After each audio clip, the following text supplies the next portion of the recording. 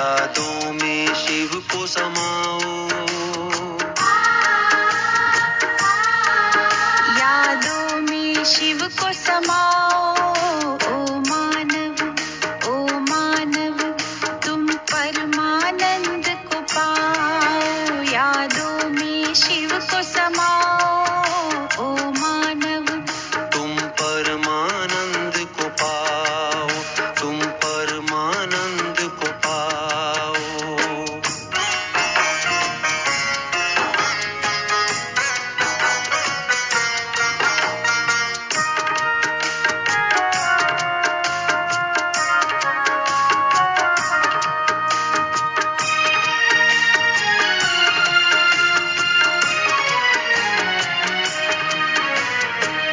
सागर के भंवर जाल से कभी नहीं घबराना तुम, भव सागर के भंवर जाल से कभी नहीं घबराना तुम, फंसना नहीं तैरते रहना लहरों सा लहराना तुम, प्रेम का पाठ पढ़ाओ मानव, प्रेम का पाठ पढ़ाओ मानव, प्रीत की रीत सिखाओ, यादों में शिव को समाओ। ओ मानव तुम परमानंद को पाओ, यादों में शिव को समाओ। ओ मानव तुम परमानंद को पाओ।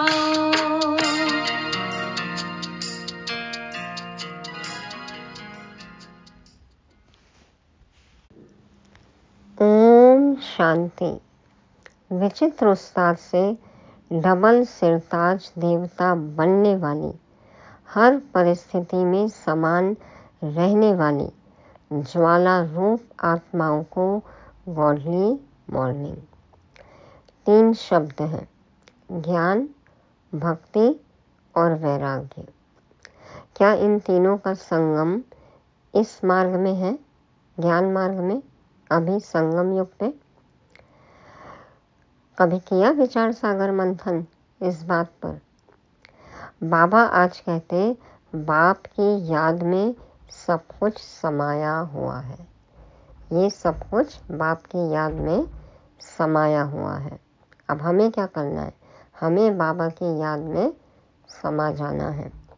इसका विस्तार हम मुरली में सुनेंगे। इस ज्ञान मार्ग में बाबा ने बहुत सारे चित्र बनवाए हैं जिनमें सारा ज्ञान समाया हुआ है, तो बहुत ही आसान तरीके से हम इनसे सेवा कर सकते हैं। और धारणा करने के लिए क्या करें, गृहस्थ व्यवहार में कैसे रहें, संतुष्टता का सर्टिफिकेट हम कैसे प्राप्त कर सकते हैं, इन सब पॉइंट्स को विस्तार से समझते हैं आज 25 अक्टूबर 2023 के शिव भगवान वाच में। मीठे बच्चे, तुम बेहद के बाप को याद करो। इसमें ही ज्ञान, भक्ति और वैराग्य तीनों समाया हुआ है। यह है नई पढ़ाई। नई पढ़ाई तो है नया शिक्षक।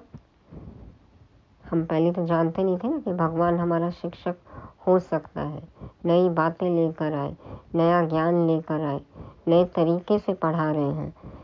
तो बाबा कहते हैं कि ये है नई पढ़ाई और ज्ञान मार्ग में, बाबा की याद में ज्ञान, भक्ति और वैराग्य तीनों समाया हुआ है। इसलिए तुम बेहद के बाप को ही याद करो। प्रश्न, संगम पर ज्ञान और योग के साथ साथ भक्ति भी चलती है, कैसे? संगम पर ज्ञान तो बाबा दे रहे हैं और बाबा को हम याद करते हैं, बाबा से जुड़ते हैं, योग है, भक्ति कैसे साथ में है? उत्तर में बाबा कहते हैं वास्तव में योग को भक्ति भी कह सकते हैं, क्योंकि तुम बच्चे अव्यभिचारी याद में रहते हो। भक्ति मार्ग में कैसे एक के लिए प्यार होता है ना, श्रद्धा होती है, निश्चय होता है, नौना भक्ति करते हैं, तो हम बाबा को याद करते हैं, योग लगाते हैं, तो बाबा कहते हैं कि तुम इसे भक्ति भी कह सकते हो, क्योंकि तुम बच्चे अव्यभिचारी याद में रहते हो, सिर्फ एक शिव बाबा को ही याद करते हो। तुम्हारी यह याद ज्ञान सहित है, इसलिए इसे योग कहा गया है। ज्ञान से हम समझते हैं ना कि कौन है, कैसा है, कहाँ पे है, कैसे याद करना है, और फिर हम याद करते हैं, इसलिए ये योग है। द्वापर से सिर्फ भक्ति होती, ज्ञान नहीं होता, क्योंकि हम जिसको याद करते हैं, पूजते हैं, उनके बारे में कुछ पता नहीं, हमें नाम रूप देश काल कर्तव्य कुछ पता नहीं रहता है यथार्थ।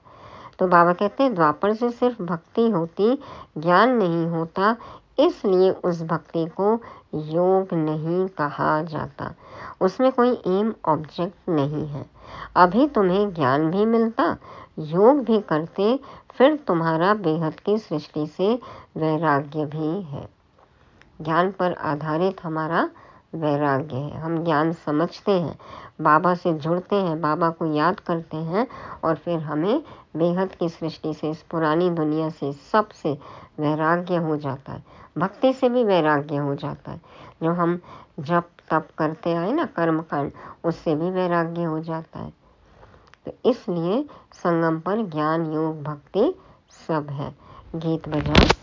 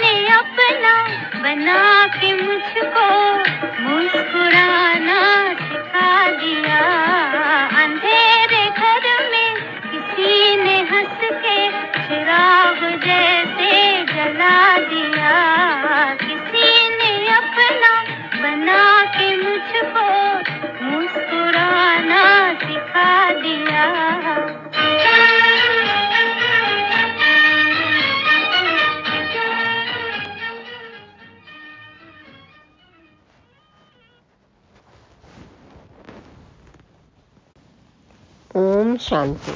बेहद का बाप समझाते हैं शास्त्रों की पढ़ाई। वह कोई पढ़ाई नहीं है, क्योंकि शास्त्रों की पढ़ाई में कोई एम ऑब्जेक्ट नहीं है। शास्त्रों से कोई दुनिया का पता नहीं पड़ता है। अमेरिका कहाँ है, किसने ढूंढी, यह बातें शास्त्रों में नहीं है। कहते हैं फलाने ने ढूंढी, कोलंबस का नाम आता है ना। दूसरे इलाके ढूंढते हैं अपने रहने लिए, देखो कहाँ कहाँ बस्ती हो गई है। देखा मनुष्य बहुत हो गए हैं, रहने लिए ज़मीन तो चाहिए ना। सागर को पाट दिया, पानी को पाट दिया ना, जंगलों को काट दिया, हर जगह देखो जनसंख्या इतनी बढ़ी तो मनुष्यों ने अपने रहने की व्यवस्था कर ली। अब यह सब बातें पढ़ाई की हैं, इसको एजुकेशन कहा जाता है। तुम्हारा भी यह एजुकेशन है। इसको आश्रम कहें अथवा इंस्टीट्यूशन कहें व यूनिवर्सिटी कहें, इसमें सब आ जाता है। उस पढ़ाई के नक्शे आदि और हैं। शास्त्रों से रोशनी नहीं मिलती, पढ़ाई से रोशनी मिलती है, इंफॉर्मेशन मिलती है ना, ज्ञान मिलता है। तुम्हारी भी पढ़ाई है।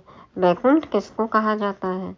यह न उस पढ़ाई में है, न शास्त्रों की पढ़ाई में है, क्योंकि सत्य ज्ञान तो किसी के पास नहीं है। यह नॉलेज ही नहीं है जो एक बाप ही बतलाते हैं। मनुष्य तो कह देते स्वर्ग नर्क सब यहाँ ही है। बाप ही समझाते हैं स्वर्ग नर्क किसको कहा जाता है।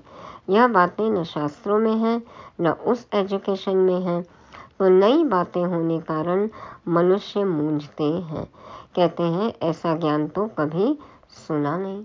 कहता ना पता नहीं आपको किसने बताया, ये सब बातें तो कोई किताब में नहीं है। यह तो नई वंडरफुल बातें हैं जो कभी कोई ने नहीं सुनाई हैं। है भी बरोबर नई बातें। न उस एजुकेशन वाले सुना सकते, न सन्यासी आदि सुना सकते। इसलिए परमपिता परमात्मा को ही ज्ञान का सागर कहा जाता है। बेहद की हिस्ट्री ज्योग्राफी भी समझाते हैं। ज्ञान से स्वर्ग और नर्क का विस्तार भी सुनाते हैं। यह नई बातें हैं ना। इस पढ़ाई में सब कुछ है, ज्ञान भी है, योग भी है, पढ़ाई भी है, भक्ति भी है। योग को भक्ति भी कह सकते हैं, क्योंकि एक के साथ योग लगाना उनको याद करना होता है।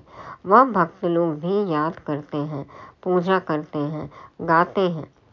वह भक्ति करना कोई योग नहीं कहेंगे। समझो, जैसे मीरा थी, श्री कृष्ण के साथ योग लगाती थी, उनको याद करती थी, परंतु उसको भक्ति कहा जाता। उनकी बुद्धि में कोई एम ऑब्जेक्ट नहीं है। इसको ज्ञान भी कहते, भक्ति भी कहते। योग लगाते हैं, एक को याद करते हैं। सतयुग में न भक्ति होती न ज्ञान। संगम पर ज्ञान और भक्ति दोनों ही है, और द्वापर से लेकर सिर्फ भक्ति चलती आई है। किसको याद करना, उसको भक्ति कहते। यहाँ यह ज्ञान भी है, योग भी है, भक्ति भी है। समझ सकते हैं, क्योंकि समझ के, जान के क्या हम कर रहे हैं, उससे क्या मिलेगा, सब कुछ पता है ना। और फिर बाबा से हम जुड़ते हैं, याद करते हैं, तो ये योग है। ज्ञान पर आधारित भक्ति, ज्ञान पर आधारित याद, तो योग है। तो बाबा कहते हैं कि यहाँ पे ज्ञान भी है, योग भी है, भक्ति भी है। समझ सकते हैं, वह सिर्फ भक्त हैं, तत्व से योग लगाते हैं, ब्रह्म तत्व से योग लगाते हैं, परंतु उनका है अनेकों से योग, इसलिए उनको भक्त कहते। किस किस को याद नहीं करते हैं? देखो, तुम्हारा यह है अव्यभिचारी योग। यह ज्ञान सागर खुद बैठ पढ़ाते हैं, उनसे योग लगाना होता है। एक से योग, शिव योग है ना, सिर्फ शिव बाबा को याद करते हैं। वह तो आत्मा को ही नहीं जानते, हम तो जानते हैं। परम पिता परमात्मा बाप के साथ बुद्धि योग लगाने से हम बाप के पास चले जाएंगे। वह हनुमान को याद करते हैं तो उनका साक्षात्कार हो जाता, उनको व्यभिचारी कहा जाता। यह है अव्यभिचारी योग। सिर्फ एक बाप को याद करना है तो इसमें ज्ञान, भक्ति, वैराग्य सब इकट्ठे हैं। सिर्फ एक शिव बाबा की याद है तो सब है, निराकार की याद है तो सब है, साकारी देहधारी अनेकों की याद है तो व्यभिचारी है। तो बाबा कहते हैं, और वह उन्हों का सब अलग अलग है, भक्ति अलग, ज्ञान भी सिर्फ शास्त्रों का है, वैराग्य भी हद का है। यहाँ बेहद की बात है। हम बेहद के बाप को जानते हैं, इसलिए उनको याद करते हैं। वह भल शिव को याद करते, परंतु विकर्म विनाश नहीं होंगे, क्योंकि वह ऑक्यूपेशन को नहीं जानते। विकर्म विनाश होने का ज्ञान ही नहीं। यहाँ तो बाप की याद से विकर्म विनाश होते हैं, वहाँ काशी कलवट खाते हैं तो उनके विकर्म विनाश होते हैं। भोगना भोगनी पड़ती है। बलि चढ़ाते हैं ना खुद का, देखो गला काट लेते हैं वाराणसी में, पहले काशी नगरी में, अब तो बंद हो गया। तो बाबा कहते हैं भोगना भोगते हैं, लेकिन विकर्म तो विनाश होते हैं उनके। बाबा कहते हैं काशी कलवट खाते हैं तो उनके विकर्म विनाश होते हैं। पाप तो थोड़े कटते हैं भक्ति में, तभी तो देखो कितने करते हैं। जब तब कर्म कांड करते हैं, लेकिन फिर भी भोगना होती है। ज्ञान नहीं मिलता, बाबा नहीं मिलता, सदगति नहीं मिलती।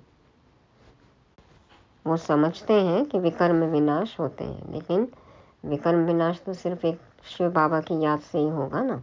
तो बाबा कहते हैं नहीं, उनके विकर्म विनाश सजाए खाते खाते खत्म होते हैं, माफ नहीं हो जाते हैं। बाबा कहते हैं वहाँ काशी कलवट खाते हैं तो उनके विकर्म विनाश होते हैं, भोगना भोगनी पड़ती है, परंतु ऐसे नहीं कि तुम्हारे मुआफिक आहिस्ते आहिस्ते कर्मातीत बनते हैं। धीरे धीरे हम बाबा को याद करते जाते हैं, जब धीरे धीरे विकर्म विनाश होते हैं तो हम कर्मातीत बनते जाते हैं। कोई प्रभाव नहीं पड़ता हम पर कर्म के फल का, अच्छे या बुरे। कर्म से अतीत हो जाते हैं, डिटैच हो जाते हैं, न्यारे हो जाते हैं। बाबा कहते हैं नहीं, उनके विकर्म सजाएं खाते खाते खत्म होते हैं, माफ नहीं हो जाते हैं। सजा तो उनको फिर भी खानी पड़ती है, और यहाँ हम योग बल से हिसाब किताब चुकतू करते हैं। तो यह पढ़ाई भी है, ज्ञान भी है, योग भी है, इसमें सब है। सिखलाने वाला एक ही बाप है। इनको आश्रम अथवा इंस्टीट्यूशन कहा जाता है। आश्रम है ना, पवित्रता है। देखो संस्था है ना, ब्रह्मा कुमारी संस्था, अंतर्राष्ट्रीय लेवल की, अंतर्राष्ट्रीय स्तर की संस्था है। लिखा हुआ बड़ा अच्छा है। आगे ओम मंडली नाम रॉन्ग था, शुरू में ओम मंडली नाम था। अभी समझ आई है तो धीरे धीरे बाबा ने जैसे ज्ञान दिया तो फिर पाठशाला, विद्यालय, विश्वविद्यालय, संस्था है ना, समझ आई। यह नाम बिल्कुल अच्छा है। कोई को भी समझा सकते हो कि ब्रह्मा कुमार तो तुम भी हो। बाप है सबका रचयिता। उनको पहले पहले सूक्ष्म वतन रचना है। ब्रह्मा विष्णु शंकर हैं सूक्ष्म वतन वासी। नई सृष्टि रचते हैं तो जरूर प्रजापिता ब्रह्मा चाहिए। सूक्ष्म वतन वाला तो यहाँ आ न सके, वह है संपूर्ण अव्यक्त। देखो साकार मुरली है और उसी समय अव्यक्त ब्रह्मा बाबा की बात चल रही है। साकार ब्रह्मा बाबा के ही मुख से बाबा इशारा दे रहे थे। तो वह है संपूर्ण अव्यक्त। यहाँ तो साकार ब्रह्मा चाहिए ना, वह कहाँ से आए? मनुष्य इन बातों को समझ न सके। चित्र तो है ना, ब्रह्मा से ब्राह्मण पैदा हुए, परंतु ब्रह्मा आए कहाँ से? फिर एडॉप्शन होती है। जैसे कोई राजा को बच्चा नहीं होता है तो एडॉप्ट करते हैं, बाप भी इनको एडॉप्ट करते हैं, फिर नाम बदल कर रखते हैं प्रजापिता ब्रह्मा। वह ऊपर वाला तो नीचे आ न सके। दादी गुलजार का साक्षात्कार का पाठ था। उन्होंने योग में देखा कि ब्रह्मा बाबा नीचे साकार ब्रह्मा और ऊपर एक लाइट का फरिश्ता एकदम चमकदार ब्रह्मा। तो आके बताया उन्होंने। फिर बाबा ने बोला ना, जाओ पूछो देखो कौन है। फिर ये राज खुला कि वो अव्यक्त संपूर्ण ब्रह्मा। और फिर बाबा देखो कैसे पुरुषार्थ में लग गए और अपना वो पद प्राप्त किया, वो स्वरूप प्राप्त किया, संपूर्ण बने हैं ना, अव्यक्त ब्रह्मा। तो बाबा कहते हैं कि वो ऊपर वाला तो नीचे आ न सके, नीचे वाले को ऊपर जाना है, नीचे वाले को ऊपर जाना है। हम सबका भी संपूर्ण स्वरूप बाबा वहाँ देखते हैं। क्या हम योग में देखते हैं अपना? हमें भी वैसे बनना है, हमें भी जाना है, फरिश्ता बनना है। वह है अव्यक्त, यह है व्यक्त। तो इस रहस्य को भी अच्छी रीति समझना है, क्योंकि सबका प्रश्न उठता है। कहते हैं दादा को कभी ब्रह्मा, कभी भगवान, कभी श्री कृष्ण कहते हैं। अब इनको भगवान तो कहा नहीं जाता, बाकी ब्रह्मा और श्री कृष्ण को तो कह सकते हैं, क्योंकि श्री कृष्ण सुंदर से श्याम बनता है। अभी तो पुरुषार्थी ब्रह्मा है ना, फिर जब अव्यक्त हो जाते हैं, संपूर्ण बन जाते हैं और श्री कृष्ण भी 16 कला संपूर्ण बताते हैं, तो वो बाप समान, भगवान जैसे। पर भगवान तो शिव बाबा है ना, हाँ, पर बाप समान कह सकते हैं, मास्टर भगवान कह सकते हैं। तो बाबा समझाते हैं कि अब इनको भगवान तो कहा नहीं जाता, बाकी ब्रह्मा और श्री कृष्ण को तो कह सकते हैं, क्योंकि श्री कृष्ण सुंदर से श्याम बनता है ना, फिर श्याम से सुंदर बनते हैं। तो जब रात है तब कहेंगे ब्रह्मा, जब दिन है तब कहेंगे श्री कृष्ण। श्री कृष्ण की आत्मा का अभी यह अंतिम जन्म है और यह श्री कृष्ण है आदि का जन्म। यह क्लियर पर लिखना पड़े। 84 जन्म राधे कृष्ण के व लक्ष्मी नारायण के बताने पड़े। यहाँ फिर उनको एडॉप्ट करते हैं तो ब्रह्मा का दिन और ब्रह्मा की रात हो जाती, वही फिर लक्ष्मी नारायण का दिन और रात। उनकी वंशावली का भी ऐसे हुआ। तुम अब ब्राह्मण कुल के हो, फिर देवता कुल के बनेंगे, तो ब्रह्मा कुमार कुमारियों का भी दिन और रात हुआ ना। यह बड़ी समझने की बातें हैं, चित्रों में भी क्लियर है। नीचे तपस्या कर रहे हैं, अंतिम जन्म है। ब्रह्मा आए कहाँ से, किससे पैदा हो? तो ब्रह्मा को अडॉप्ट करते हैं, जैसे राजा अडॉप्ट करते हैं, फिर उनको राजकुमार कहते हैं, ट्रांसफ़र कर देते हैं, प्रिंस ऑफ फलाना। किसी को पुत्र नहीं होता तो गोद लेते हैं। पहले तो प्रिंस नहीं था, राजा ने अडॉप्ट किया तो नाम डाला प्रिंस। यह रस्म रिवाज चलती आई है। तो देखो दादा लेखराज जी को भी अडॉप्ट किया, नाम रख दिया ब्रह्मा, तो ब्रह्मा की अडॉप्शन हो गई। तो ये रस्म रिवाज चलती आई है। बच्चों को यह बुद्धि में आना चाहिए, दुनिया नहीं जानती कि बाप कैसे पुरानी दुनिया का विनाश और नई दुनिया की स्थापना करते हैं। यह रोशनी तुम बच्चों को है, तुम्हारे में भी नंबरवार है। आगे चलकर छोटी छोटी बच्चियां भी बहुत तीखी होती जाएंगी, क्योंकि कुमारियां हैं। देख रहे हैं ना, छोटी छोटी ब्रह्मा कुमारियां कैसे समझाती हैं। लिखा हुआ भी है, कुमारियों द्वारा बाण मरवाए। लिखा है ना, शिखंडी ने भीष्म पितामह को बाण मारा। कुमारियों का चमत्कार नंबर 1 में गया है। मम्मा भी कुमारी है, सबसे तीखी गई है। देखो कितनी ब्रह्मा कुमारियां, कितनी दीदी सेवा कर रही हैं सब। कहा जाता है डॉटर शोज मदर। मदर तो नहीं बैठ कोई से बात करेगी, यह माँ तो हो गई गुप्त, वह मम्मा है प्रत्यक्ष। तो ब्रह्मा बाबा गुप्त और वह मम्मा है प्रत्यक्ष। 16 साल की कुमारी कन्या है ना, सबके आगे तो जगदम्बा मम्मा। तो तुम शक्तियों अथवा बच्चों का काम है माँ का शो करना। तो मम्मा का भी शो करना है, बाबा का भी शो करना है, ब्रह्मा बाबा का भी शो करना है, प्रजापिता ब्रह्मा का और बेहद की माँ ब्रह्मा, सबका शो करना है ना। तो फॉलो फादर मदर, सबका शो करना है। बहुत अच्छी अच्छी बच्चियां भी हैं जिनका पुरुषार्थ अच्छा चलता है। कौरव संप्रदाय में भी किन्हों के मुख्य नाम है ना, जो महारथी हैं। यहाँ भी महारथियों के नाम हैं। सबसे बड़ा है शिव बाबा, ऊंच से ऊंच भगवान, उनका ऊंचा ठाव है। वास्तव में ठाव जहाँ रहने का स्थान होता है, तो हम आत्माओं का भी ऊंचा है, परम धाम के हम रहवासी हैं। मनुष्य तो सिर्फ महिमा करते रहते, जानते कुछ भी नहीं। हम आत्माएं भी वहाँ की रहने वाली हैं, परंतु हमको जन्म मरण में आकर पाठ बजाना है। वह जन्म मरण में नहीं आते, पाठ उनका भी है, परंतु कैसे है यह भी तुम जानते हो। बाबा का तो अवतरण होता है। अभी तुम बच्चे समझते हो यह शिव बाबा का रथ है, अश्व अथवा घोड़ा भी है, बाकी वह घोड़ा गाड़ी नहीं है। जो दिखा दिया ना महाभारत में, गीता सार सुनाते हुए, गीता ज्ञान देते हुए अर्जुन को दिखाया ना, श्री कृष्ण के साथ रथ में, घोड़े के रथ पर, उसकी बात नहीं है। ब्रह्मा तन ये है जिसमें बाबा अवतरित होते हैं, शिव बाबा, और हमें सच्चा सच्चा गीता ज्ञान सुनाते हैं। हम सब अर्जुन हैं, एक अर्जुन की बात नहीं है। तो बाबा कहते हैं कि बाकी वह घोड़ा गाड़ी नहीं है। यह भी जो भूले हुए हैं, यह ड्रामा में नूंद है।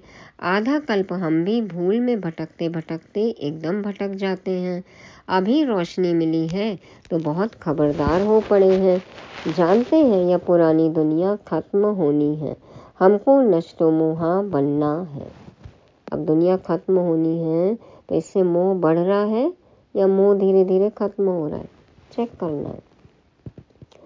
कमल फूल समान गृहस्थ व्यवहार में रहते नष्टो मोहा बनने का पुरुषार्थ करना है। घर गृहस्थी में रहना है, जिम्मेवारियां सब निभानी है, लेकिन बुद्धि योग शिव बाबा से मोह करो। मोहजीत बनना है और पूरी दुनिया से नष्टो मोहा।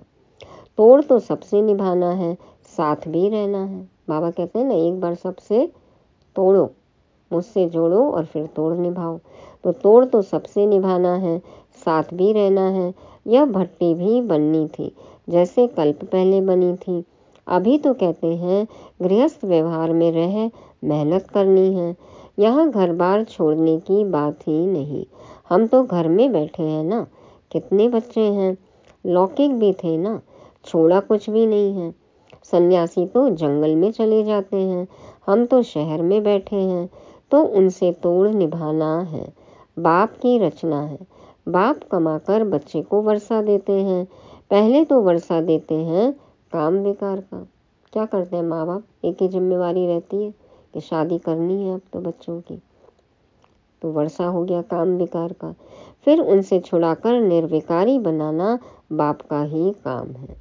तो लौकिक बाप क्या करते हैं, पतित बनाते हैं, और पारलौकिक बाप हमें आकर पावन बनाते हैं, निर्विकारी बनाते हैं। ऐसे भी होते हैं, कहाँ बच्चे माँ बाप को ज्ञान देते हैं, कहाँ बाप बच्चों को ज्ञान देते हैं। कोई परिवार में बच्चे ज्ञान में हैं, कोई में माँ बाप ज्ञान में है, तो एक दूसरे को देते हैं। यह है ही राजयोग, वह है हठ योग। आत्मा को नॉलेज मिलती है परमात्मा से। मैं राजाओं का राजा था, ब्रह्मा, मैं राजाओं का राजा था, अब रंक बना हूँ। ब्रह्मा बाबा देखो विश्व महाराजन, और अभी रंक से राव गाया हुआ है। पतित से पावन, गरीब से साहूकार, रंक से गरीब से देखो विश्व महाराजन। बच्चे जानते हैं हम जो सूर्यवंशी थे अभी शूद्रवंशी बने हैं, यह भी समझाना पड़ता है। नर्क और स्वर्ग अलग है, मनुष्य यह नहीं जानते। तुम्हारे में भी कितने बच्चे कुछ नहीं जानते, क्योंकि तकदीर में नहीं है तो पुरुषार्थ क्या करेंगे। किनकी तकदीर में कुछ नहीं है, किनकी तकदीर में सब कुछ है। मेहनत करे तो तकदीर बन जाए, जग जाए। तकदीर पुरुषार्थ कराती है। अब ये प्रश्न है, तकदीर बड़ी है या तदबीर बड़ा है। तदबीर माना मेहनत, पुरुषार्थ, तकदीर नसीब। कैसे बनेगा नसीब, कर्म से ही तो बनता है ना। अब कई कर्म करते हैं तो भी कहते हैं हमारी तकदीर में नहीं है। तो बाबा कहते हैं तकदीर पुरुषार्थ कराती है, तकदीर नहीं है तो पुरुषार्थ क्या करेंगे। एक ही स्कूल है, चलता रहता है। कोई बच्चे आधा में गिर पड़ते, कोई चलते चलते मर पड़ते, छोड़ छोड़ के चले जाते हैं। जन्म लेना और मरना बहुत होता है। यह नॉलेज कितनी वंडरफुल है। नॉलेज तो बहुत सहज है, बाकी कर्मातीत अवस्था को पाना, इसमें ही सारी मेहनत है। जब विकर्म विनाश हो तब तो उड़ सके, विकर्म विनाश हो तब तो उड़ सके। कितना उड़ रहे हैं, हल्के हैं मन से। ध्यान से ज्ञान श्रेष्ठ है। ध्यान में माया के विघ्न बहुत पड़ते हैं, इसलिए ध्यान से ज्ञान अच्छा है। साक्षात्कार हो, ध्यान हो, उससे क्या फ़ायदा है। ज्ञान से समझ मिलती, उस हिसाब से हम पुरुषार्थ करते हैं, बाबा को याद करते हैं, विकर्म विनाश होता है। तो ध्यान से ज्ञान श्रेष्ठ हुआ ना, समझ आती है। ध्यान में चले गए तो पढ़ाई छूट जाती है, कैसे ऊंच पद मिलेगा। तो बाबा कहते हैं ध्यान से ज्ञान अच्छा है। ऐसे नहीं कि योग से ज्ञान अच्छा, योग से ज्ञान अच्छा, ध्यान के लिए कहा जाता है, क्योंकि ध्यान में तो बाबा को पहचानते नहीं है ना, उसको ध्यान कहते हैं। और योग में समझ है, ज्ञान पर आधारित योग तो सर्वश्रेष्ठ है कि समझ के साथ हम बाबा को याद करते हैं। किस तरह से याद करना है, किसको, कहाँ पे, वो तो सबसे अच्छा है। तो बाबा कहते हैं ध्यान के लिए कहा जाता है, लेकिन ऐसे नहीं है कि योग से ज्ञान अच्छा। योग तो सर्वश्रेष्ठ है, ध्यान के लिए कहा जाता है। ध्यान में जाने वाले आज है नहीं जिनका साक्षात्कार का पाठ था। योग में तो कमाई होती है, विकर्म विनाश होते हैं। ध्यान में कोई कमाई नहीं है, योग और ज्ञान में कमाई है। इसलिए ज्ञान पहला सब्जेक्ट है, ज्ञान पर आधारित योग होना चाहिए। समझ के साथ बाबा को याद करना है। ज्ञान और योग बगैर हेल्दी वेल्दी बन नहीं सकते। ज्ञान और योग बगैर हेल्दी वेल्दी बन नहीं सकते। तन मन सबके रोग कैसे मिटेंगे। जब समझ कर बाबा को याद करेंगे, बाबा से शक्ति लेंगे, तो हेल्दी वेल्दी बनेंगे। और स्थूल धन तो फिर मिलेगा ही, निरोगी काया तो फिर मिलेगी ही। फिर यह घूमने फिरने की एक आदत पड़ जाती है, यह भी ठीक नहीं। बाबा कहते हैं घूमने फिरने की भी एक आदत पड़ जाती है, यह भी ठीक नहीं। साक्षात्कार में कहाँ कहाँ चले जाते हैं ना, किधर किधर, तो वो भी ठीक नहीं है। ध्यान नुकसान बहुत करता है। ज्ञान भी है सेकंड का, योग कोई सेकंड का नहीं है। जहाँ जीना है वहाँ योग लगाते रहना है। वो कहते हैं ना, जब तक जीना है पीना है तो पियो, ज्ञान अमृत पियो और बाबा से जुड़े रहो, बाबा का साथ हो, बाबा की कंपनी हो, बाबा को कंपेनियन बनाना है। तो जब तक जीना है वहाँ योग लगाते रहना है। निराकार को परम धाम में याद करना है। मैं निराकार आत्मा उस निराकार परमात्मा के साथ एकाकार हो गई। कहाँ? परम धाम में। तो बाबा कहते हैं जहाँ जीना है वहाँ योग लगाते रहना है। ज्ञान तो सहज है, बाकी एवर हेल्दी निरोगी बनना इसमें मेहनत है। सवेरे उठकर याद में बैठने में भी विघ्न बहुत पड़ते हैं। नींद के कीटाणु अटैक करते हैं, पॉइंट्स निकालते हैं तो भी बुद्धि कहाँ की कहाँ चली जाती है।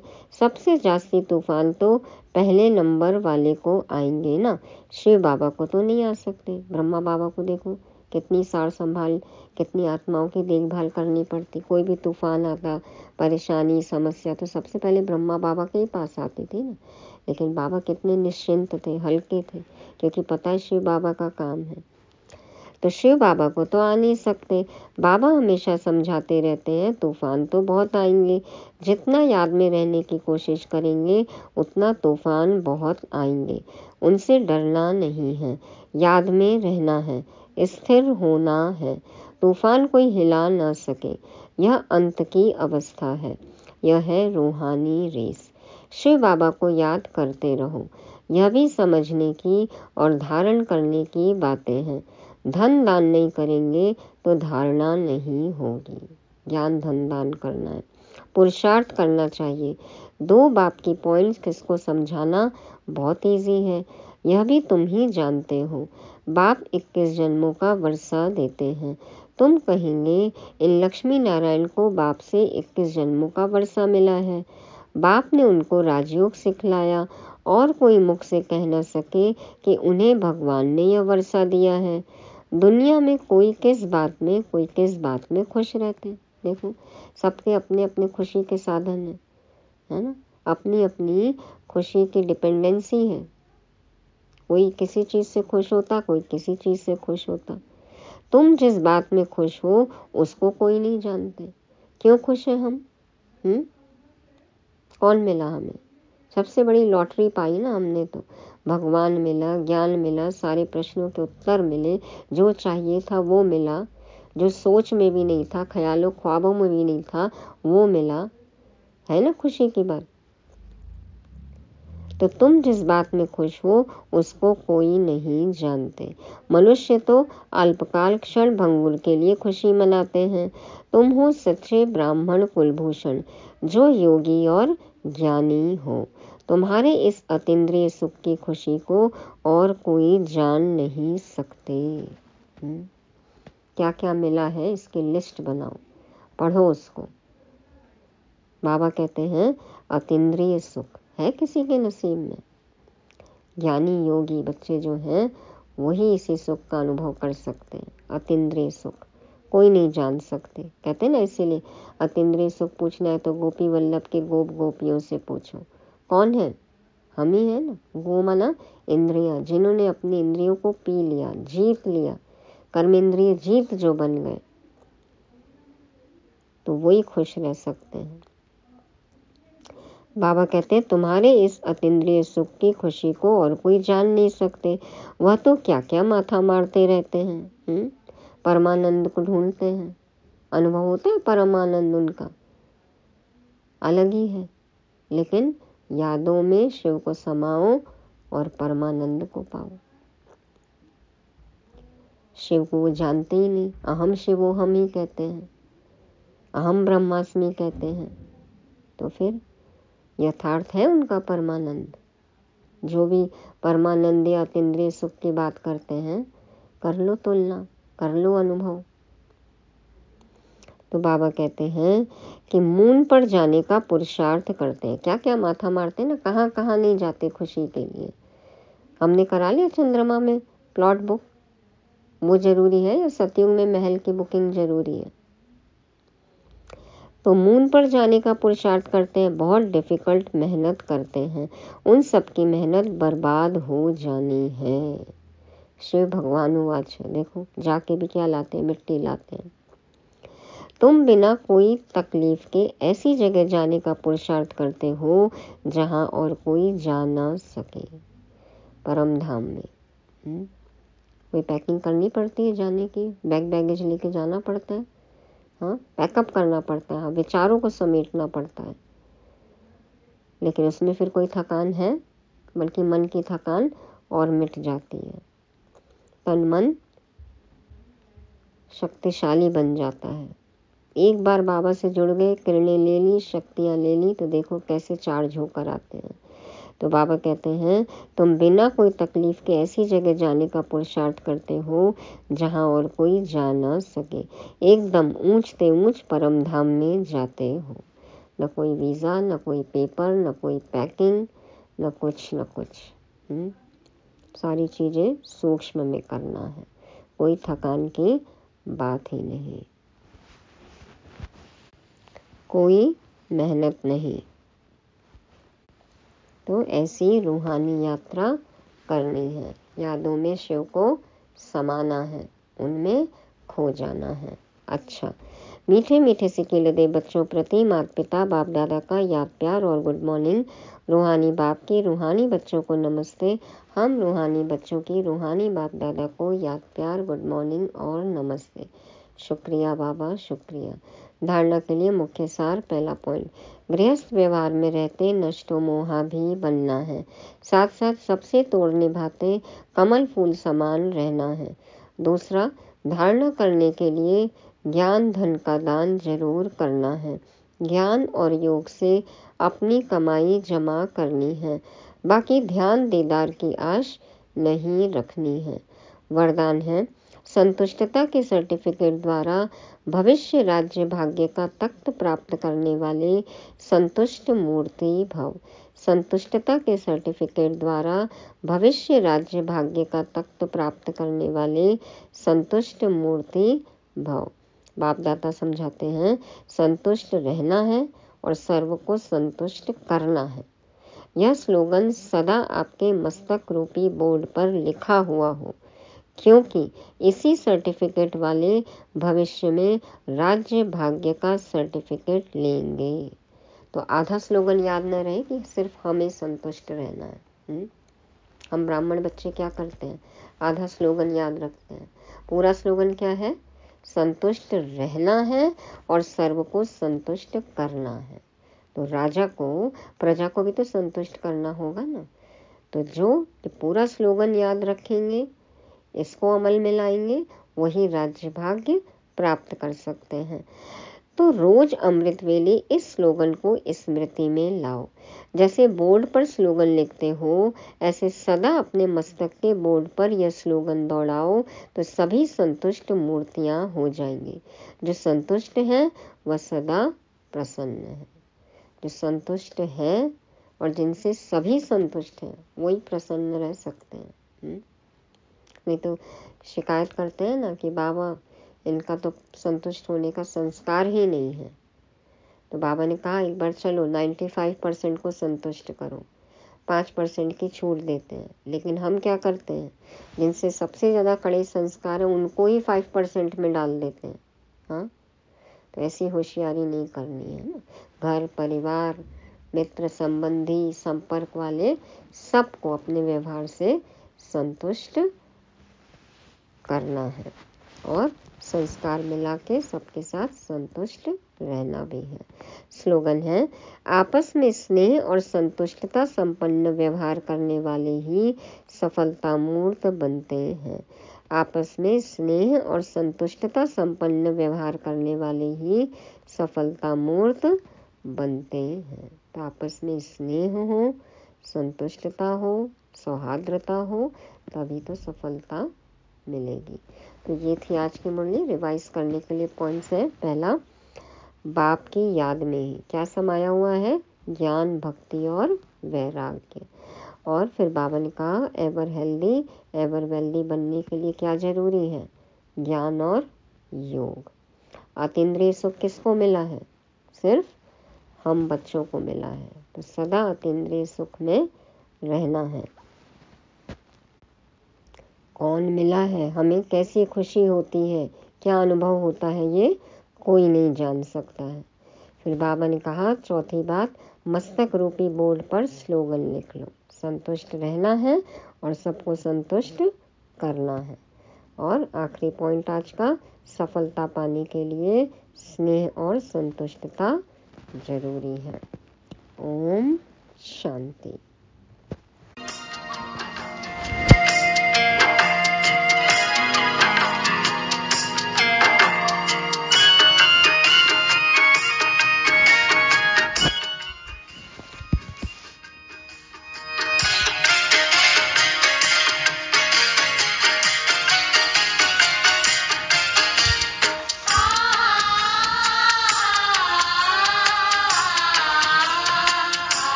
डाली पर चित्त की चिंता से है दूर।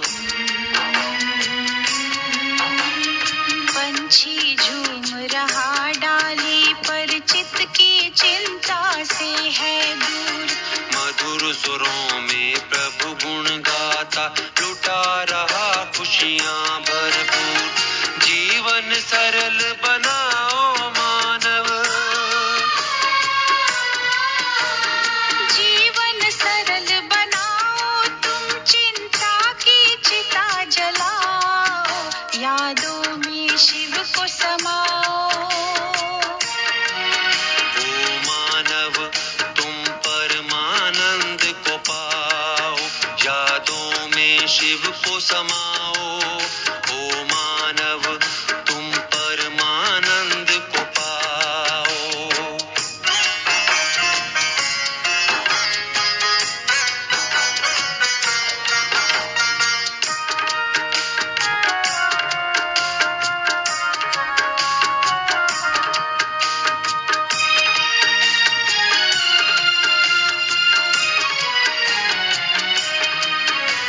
सोचो कौन कहाँ से आए, क्या तुमको ले जाना। सोचो कौन कहाँ से आए, क्या तुमको ले जाना। किसने भेजा सृष्टि पर, क्यों हुआ तुम्हारा आना। ज्ञान का दीप जलाओ मानव।